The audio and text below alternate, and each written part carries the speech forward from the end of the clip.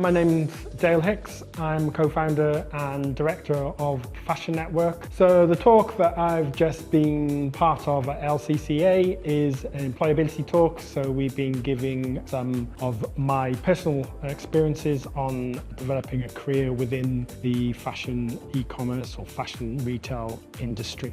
So if you're about to embark on a career within fashion, whether it's within design and product development or marketing, or perhaps on the retail or e-commerce side of things as a buyer, a merchandiser, etc., you want to try and acquire as much knowledge as you possibly can through not just your studies but also extracurricular stuff.